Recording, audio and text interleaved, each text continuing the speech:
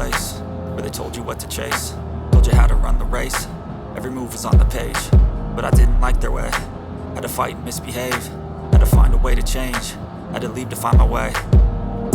Caught up in a daydream, I beat my mind up there almost daily. It's how I pass time, no opinions safely. It's how I understand what I want in this place, see. Cause everybody wanna tell you bad things, what could go wrong, what fame brings. But success is a finicky thing, and if you ain't sure, no, it'll never be. I don't wanna let myself down,